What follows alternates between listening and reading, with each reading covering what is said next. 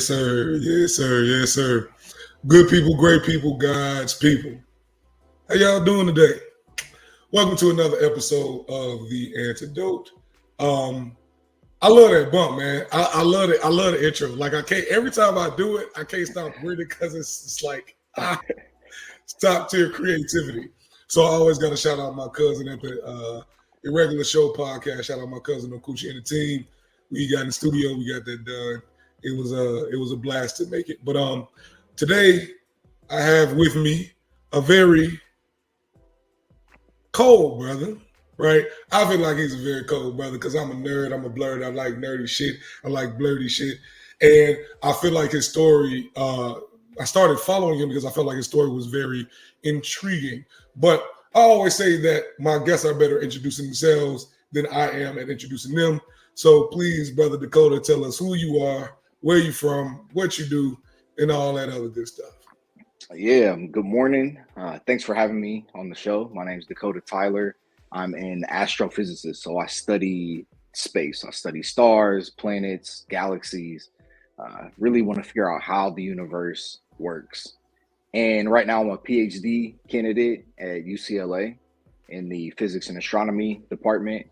And yeah, man, it's great to connect. I think we resonate with on a lot, especially, I'll talk a little bit about my story. I used to play football. Now I do science. So yeah, thanks for having me. Most definitely, brother. And thank you for making the time. And once again, I think it's very interesting because that trajectory is a trajectory that I had never heard before, right? Or I had heard, but only like sparingly. So there are stories of like, either musicians or actors taking that really hard pivot and taking that hard pivot into an even harder science. So I think that the most fascinating thing about the show, The Big Bang Theory, is that a number of those actors are also experts in their field, which I thought was a very intriguing, like kind of carryover. And your story for me struck me strongly because for a number of Black men, the dream is to be an athlete, right? The dream is to be a high performing, right? A high performing D1 athlete to the league, this, that, and the third. And I want you to tell us a little bit about your story and how it is that hard pivot impacted you and how it is that you went through that transition and how you reconciled it within yourself. Yeah, definitely. So, that was me. First, second, third grade, already good at sports, already love sports.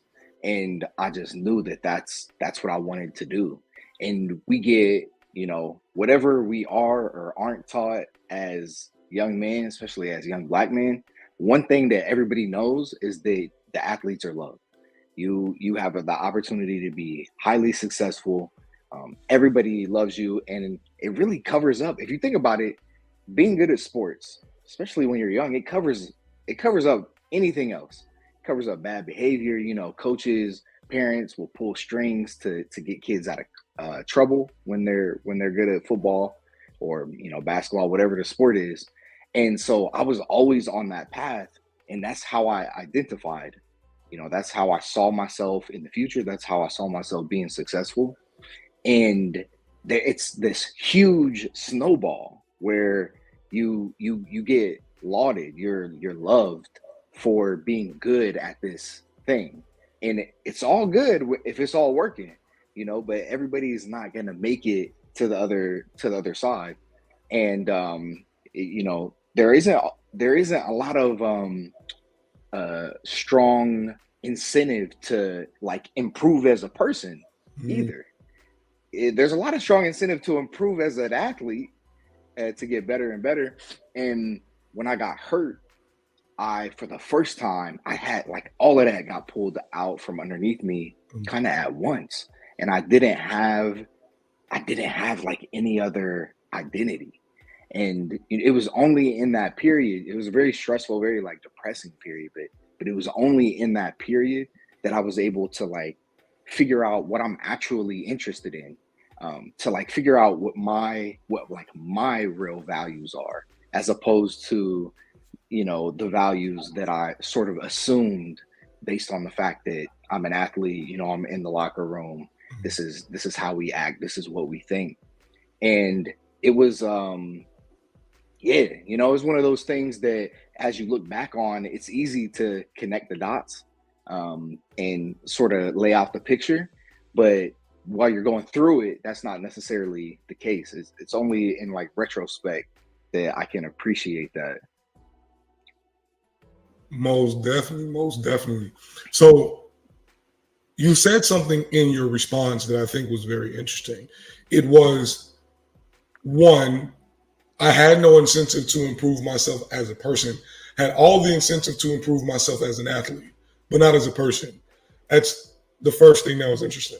And the second thing that was interesting, you said that the values that I was given and not the values that I learned on my own. So walk me through both of those things. And I want you to start with, once again, the idea of having the values that I was given and not the ones that I learned myself. I want you to start there, and then I think that's going to go kind of into moving into the incentive of being a better athlete versus being a better person. So yeah, I want you to For start with. sure.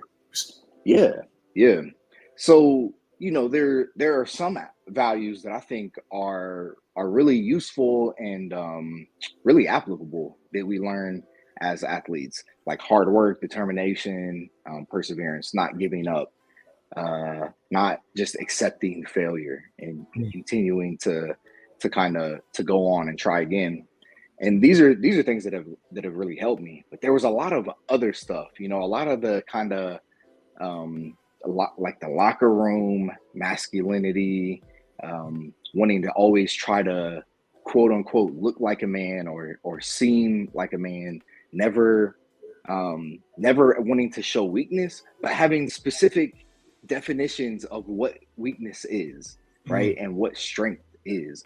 And these are the things that I would say were more assumed. They were just it's like in the culture, right? Do you mind I giving us some examples? I didn't mean to interrupt you, but I Oh thought yeah, it was very interesting. yeah, yeah, yeah, absolutely. So um, the way that you express your emotions, there's like an acceptable way to be an emotional player, to be like very passionate, but then there's unacceptable way. So, I think getting like mad, showing a lot of anger, that's fine, no matter what the emotion is. And I think this is highlighted in athletes sometimes, but in general it's probably like kind of a blanket rule for men that anger is sort of the emotion that comes out no matter what you're feeling, sad, hurt, jealous, whatever it is. And that being like okay, and that just being the culture. When something I would say now that I value is stopping and trying to think, like, why am I angry? Like, why am I actually feeling this? Is it even anger? Am I even mad? Is it something else altogether? Am I mad about the fact that I'm feeling something and I don't want to have to say it, because if I say it and bring it up in conversation, it's going to make me look weak, or it's going to make me feel weak because I don't want to feel like that or something. And Mhm. it's like this sort of man washing of your emotions, where Mm. it's like we hate the fact that we feel it, and then that is kind of like projected outwards onto other people because you made me feel that way. And it's a very broken habit or pattern to be in, when you're just talking about really being a human and dealing with completely normal human emotions. And this is something, as a scientist, that has, I guess, the veil has sort of been lifted. And Mhm. it's this idea that we all have the exact same emotions, we all feel all of them. There's like nothing inherently masculine or feminine about having certain emotions and not other ones. There's like these cultural constructs that that we have. But if you look at animals, if you look at the hormones that are inside of our brains that influence the way that we behave, like no, that's not real. Like it's not based in reality. It's not based in science to think that men should be like this other way and women should be some that other way. So these are kind of the things that I'm talking about when I think of values that I personally have worked through, as opposed to the values that we just kind of like assume, the stuff that you assume, growing up, or that it gets handed to you, imprinted on you. Mhm. And I think that that's a very interesting intersection, right? Because Kier Gaines, he's another therapist that I follow, but it is the same. It goes within the same vein of some of the things that I teach my own clients. He said that people confuse emotion with emotional expression, right? Emotions are literally just your body responding to a stimuli. That's literally what an emotion is, right? It's not something that you necessarily can control. What you do is you manage it. You manage the expression of it, but you cannot Hmm. control yourself feeling or responding to a stimuli. Like you cannot. The only way that that happens is if a particular region in your brain or the trauma that you experienced was so deep that it removes you from that space in the moment when you are responding to the stimuli, right? Hmm. So what it is that you're saying is very accurate because a number of men, and I appreciate that you use the term man washing. I was like, oh, they're not gonna like this one. They're not gonna like that one, right? But I appreciate that you use the term because it's relevant, right? It is this idea that as a man and as an athlete, we are only going to allow you to feel the emotions that we can use. We are only going to, support emotions that we can then say, all right, let's turn around and use that on the field. Like let's turn around and use that to win this game. Like it's very much so a production driven dynamic instead of a process driven dynamic, right? But once again, on a football field and like on the court, you really don't have the time or that's not the purpose of why we're here. We're not here to process your emotions. We're here to win a game, right? And I Hmm. understand that to a particular degree, right? Because it's like it's not a therapy office. It's not group therapy right now. Yeah, we're here to win Hmm. the game, right? We're here to win the shit. I get that. I understand that. The residual effects of that type of engagement is more long lasting than when the game ends, right? Yeah. I feel like it's a nice segue into your injury and then your pivot into being an astrophysicist. How did you go through that process? What did that look like for you? Yeah. So, I got hurt my junior year, and it was I tore my ACL, my meniscus, which is a serious injury, but this day and age players come back from ACLs all the time. So, I was really still thinking that I was gonna, be able to rehab and play. And then when I was rehabbing, I kept re-aggravating it. I tore my meniscus a couple more times. And eventually, it came to a point where I was like, all right, this isn't gonna work.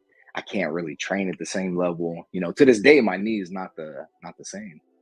And during that period, it was, the feeling was extreme depression. And the way that I felt then, in the early parts of what I'm getting into what I'm doing now, I really started to understand, at least for me, and I suspect this is true for a lot of people, probably not everybody, but a lot of times, like these that like inherent like low buzz depression and anxiety, um I think can be attached. I think it comes naturally. It's almost like you were saying, an emotional response um to like your life, to not knowing what you're doing in life, to like not feeling you have a purpose or a direction, to um not having your physical material life align with what you want on the inside, with like something that feels like you're supposed to be doing this. You know the direction that you're going in. And for me, at just knowing that about myself, that's like how my personality was. I don't know if that's true for everybody, but I had to make sure that my next step was something that I was very passionate about and very interested in, and that I would like love to do and could build my life around. And the thing that was fascinating me at the time was astrophysics, the universe, how the universe works. There are these other planets, there are other stars, there could be life on other planets, you know. And I'm depressed because like I can't play the sport, and the universe is infinite, right? And in 200 years, I'll be forgotten forever. And remembering that, knowing that the universe is going to go on, for however long, an unknowable amount of time, it was, I think I found meaning in that like smallness, in that there's like a significance there. There's like an insignificance inherent with knowing that the universe is infinite and that you really don't matter. But then there's like a significance knowing that out of all of this, this ocean, you're like a unique drop, and you have the ability to do whatever you want. Like if you think about it, existing is crazy. Most things don't exist. Like rocks don't. Well, they exist, but they don't think. Rocks, like they don't have the ability to make choices and do this and that.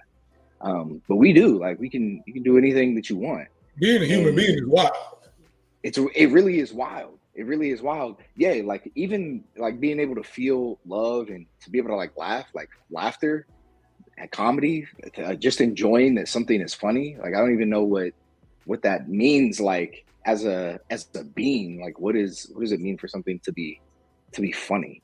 Like that's a really cool experience. So you know, as I got into science, obviously it was hard, especially in the beginning, because I have to build all these skills up that I don't have, and it's not really doing what I want yet, right? I'm like laying the foundation to even get into the school to do the thing that I want. But as time has gone on, I've noticed that for me, that veil of depression, it's lifted as I do more and more things that I love to do. Things that like going back to the values, things that I've decided that I valued, as opposed to the things that I felt like I was supposed to value, or things that other people said that I should value as a man. And like releasing that, for me, it releases that valve of weight on my mood. And so now, I kind of like can see it in myself when I start feeling down in my life. There's something that isn't going the way that I wish that it would on the inside. And yeah, it's that's been like an amazing thing to realize, having dealt with my own mental health issues throughout my life. And yeah, I'm really happy to have had the experience and be able to have that insight today. Most definitely, most definitely.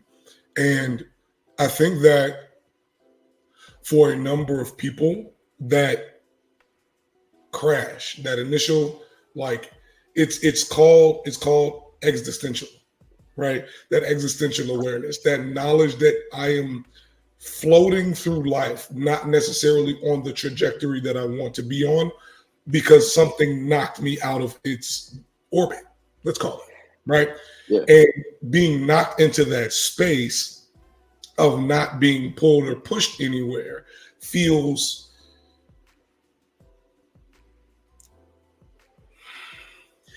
scary, right? Because I have nowhere to go. I have no trajectory. I have no goal. I have no target, right?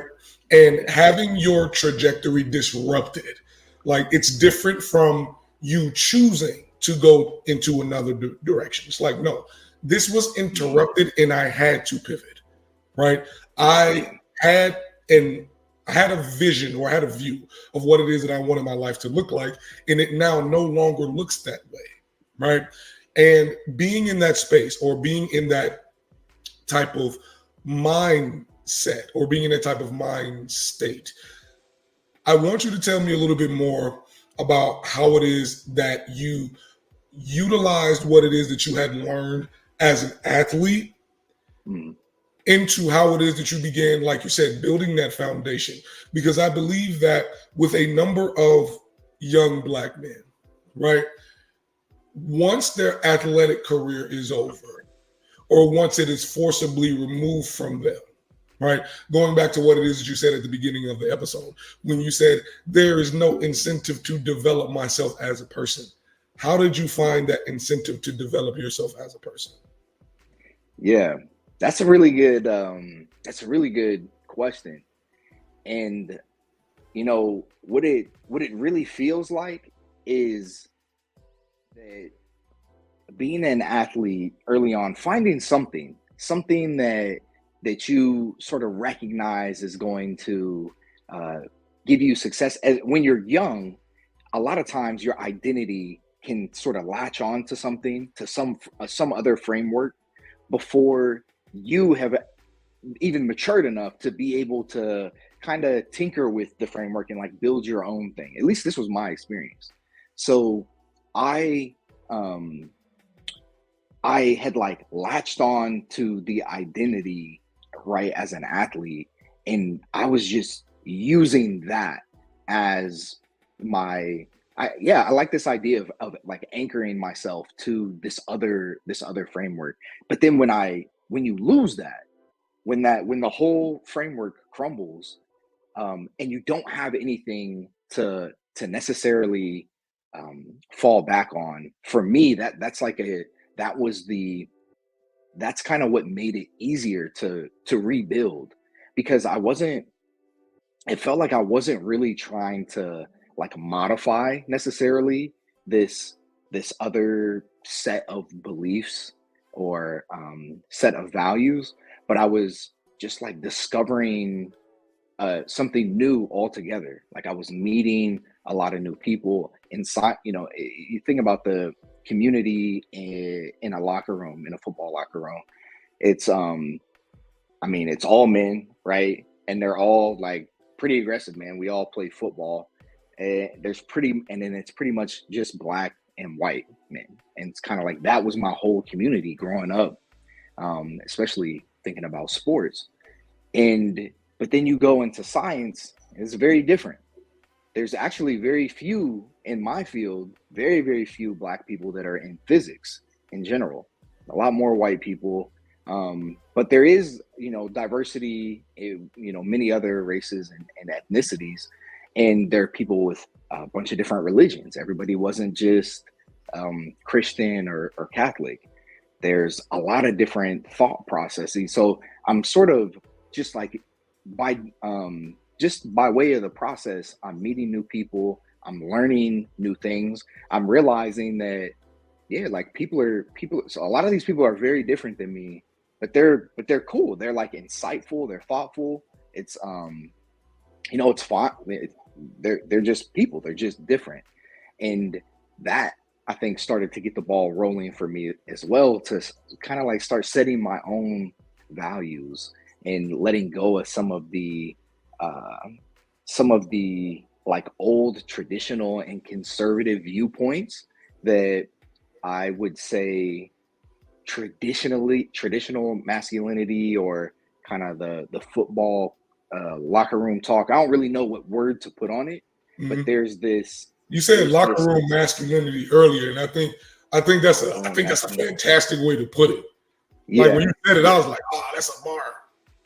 locker room masculinity. Okay, yeah, we'll call it that. And that thing, that like locker room masculinity, it's not about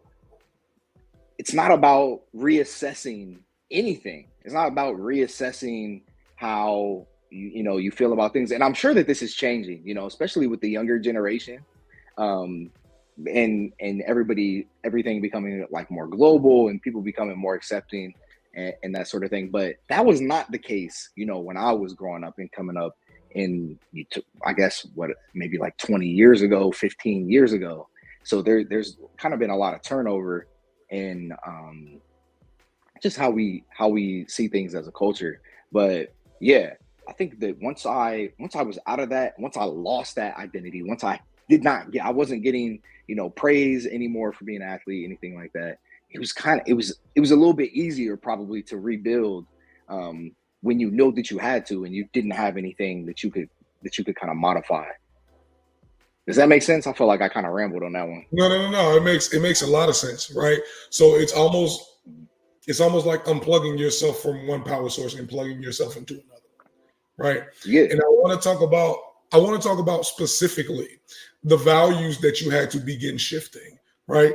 I Mhm. think you started to lean into it as it relates to, unlearning conservative, more traditional values, and allowing yourself to be more globalized, or allowing yourself to be more open with what it is that you were willing to learn and willing to engage in. So I Yeah. want you to lean a little bit more into that, like Oh, when for we talk sure. about the shift in value, right, and how Mhm. your community shifted. Like, what did that transition look like for you? Yeah, yeah. You know, I have like a very specific example, Mm, um, which is based around, and it's something that I actually think a lot about now, mm, but based around, like homophobia is a huge thing in, or at least it was, the time that I'm thinking about in this locker room culture. And when I got out and I was done playing football, I noticed like that I would when I chose to like wear certain clothes, like I like fashion, like I like dressing in stuff that I think looks cool, and that I would like wear things, and I would hear these comments from my friends as though that I was like dressing like they would just be like homophobic comments. But and I realized that basically my entire life I had been trying to modify how, for example, I dress. This is just self-expression, uh, in a way that would sort of protect from that kind of criticism or critique. And this is like completely driven sort of subconsciously by something that it's like it's clothes. It's like the clothes that I'm wearing. What difference does that what difference does that make? And it's really interesting because I think this is a little bit off topic, but one of the very few ways that I think, especially growing up, black men could lean into fashion is like with shoes, and there's obviously a huge culture around shoes for black men. And I mean, I love shoes. Like everybody loves shoes. And shoes are like one of the very few ways that you could like be all about Jordans. You couldn't be all about other things in your closet, but it was specifically shoes. That's like one of the very few ways that you could like express yourself and get hype about what you're wearing, and things like that, uh like modifying who I am. Like that's not my value. I don't value that. I don't value trying to dress in a certain way to make some people think that I'm like more or less of a man. That's like to me. That's almost a waste of energy. It's like it detracts from who I am. I should wear whatever. I should express myself how I want to express myself, and that's kind of and then it's not easy. That's almost a selfish example of like mhm. how that was holding me back. But we could use a little empathy and imagine how that may cause me to act towards other people who like belong to the community, people who are in the LGBTQ community. And those aren't my values. Like trying to monitor how other people are like behaving or what they're doing, like that's not something that I value. Like I value being around people that I think are dope, that I think are creative. But um yeah, the way that I relate to women, it's the same thing.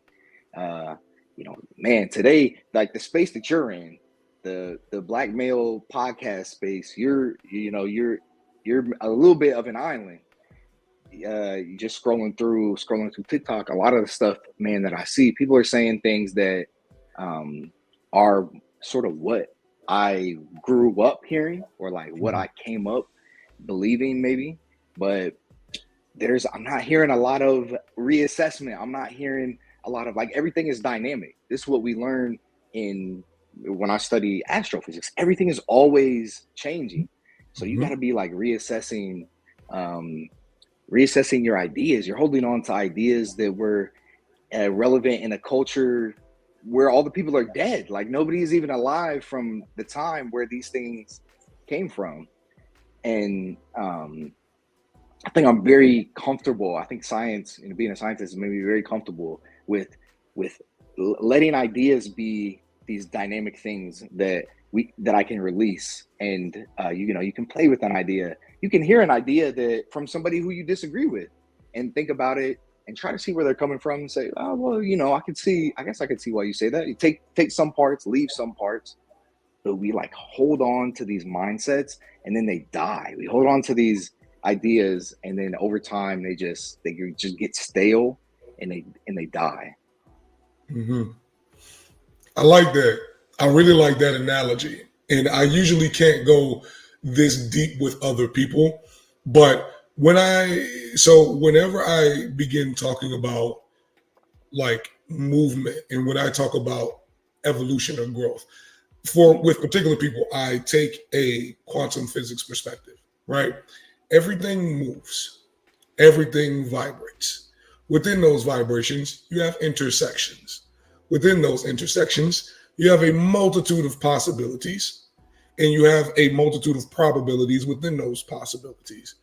Because all of these things exist in a potentially ad infinitum way, there is no way to identify one truth as absolute, because at some point in time, literally at some point in time, you are able to debate that truth, right? You are able to remove the articles or remove the particles of that truth to a point where it dissipates, right?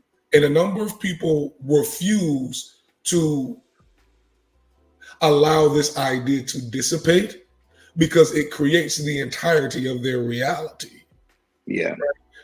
So if we remove too many particles of this idea, they become thrust into a space where, once again, their existence is now in question. This is the reason why in psychology we have what's called a cognitive dissonance, right? Cognitive dissonances cause real pain. They cause very real, like, shock. And if you are not prepared for that dissonance, you will retreat to whatever it is that you have been trained to do, not taught, but trained to do, right? Whatever has been mashed into your mind the most frequently is what you usually resort to. Why? Because you're attempting to protect yourself. You are attempting to protect yourself from ideological extinction, right? And when we talk about me being on an island, I think that's very interesting, right?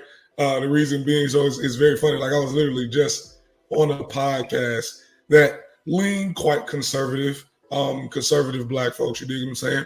And I was on that podcast with a creator who's very conservative himself, who, like, even on the podcast, he was saying, I'm okay with being a dinosaur. I'm okay with not being of this world.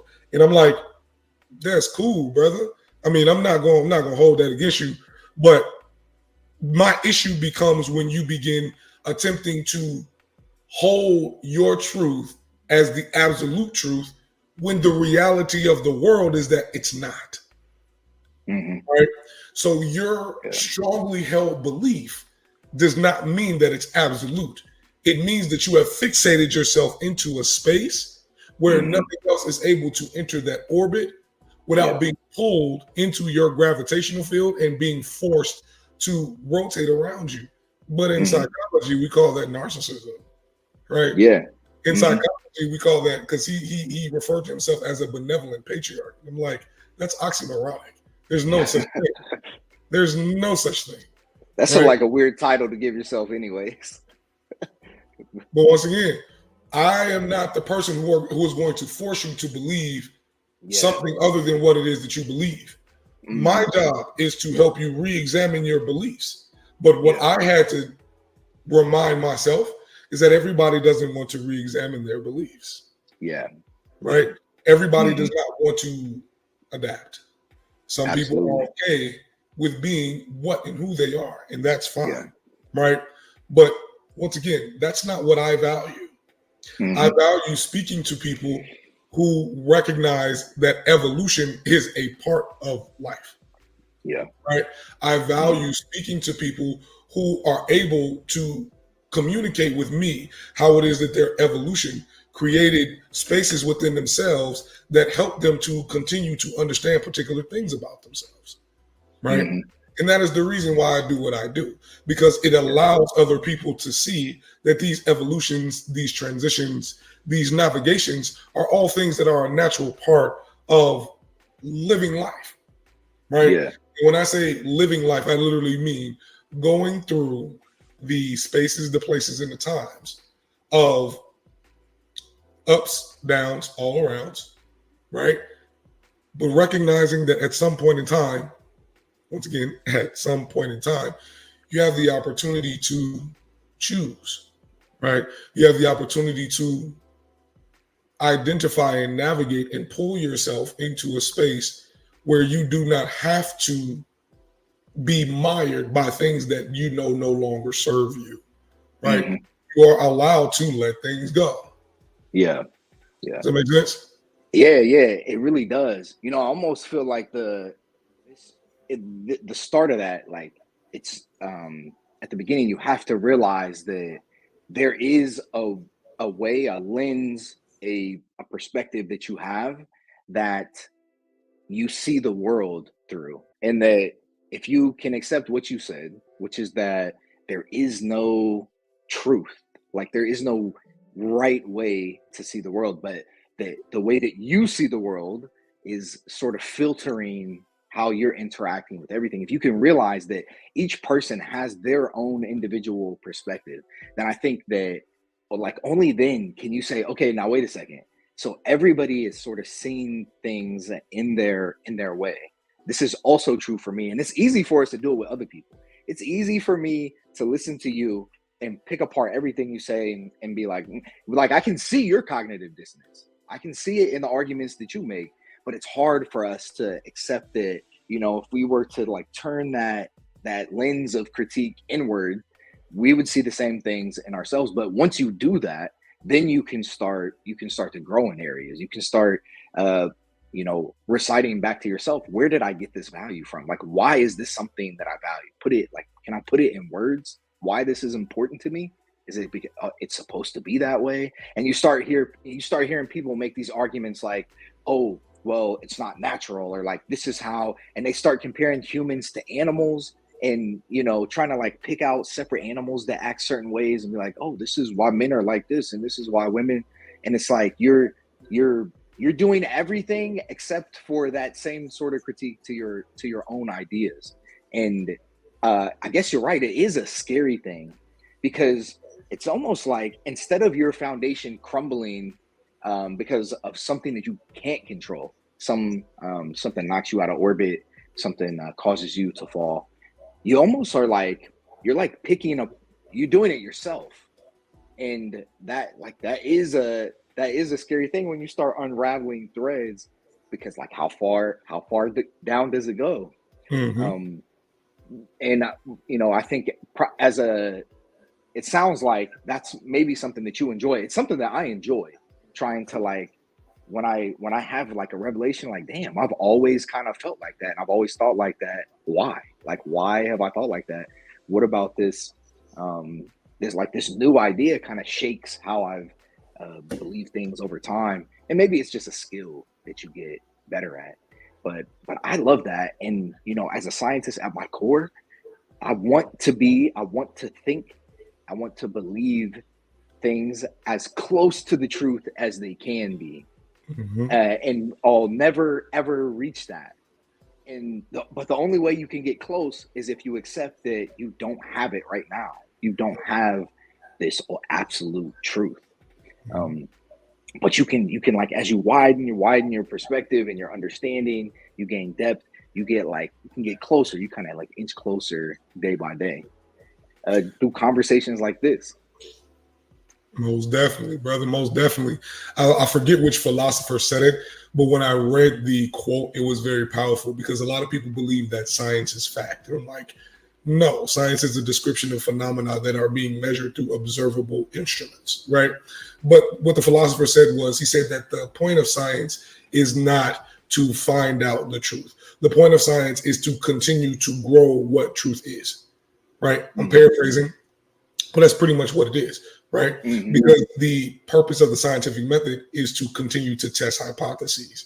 But a hypothesis is just something that you observe, and we're trying to see whether or not this is something that's generalizable across particular spaces, right? So if the space that we inhabit is always expanding, then how can you say that what you believe is the absolute truth, and the truth that the truth that is literally being unfolded right in front of us is something that is continuing to give us more feedback within this universe, right?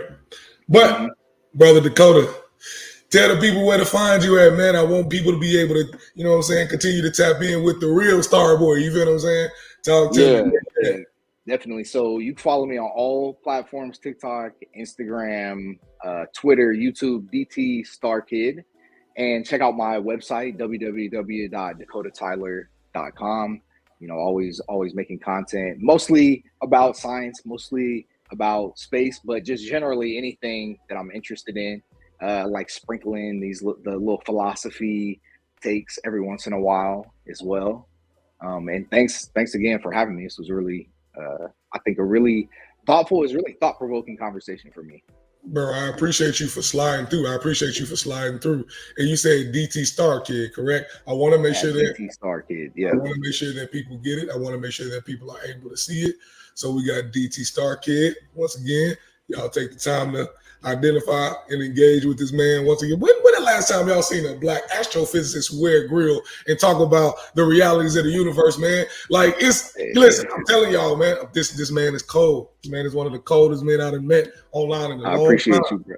Most definitely, I appreciate you too. But I appreciate you, bro. Once again, good people, great people, God's people. I appreciate y'all for joining me for another episode of The Antidote. Peace, love, soul, butter rolls. I'll see y'all next time.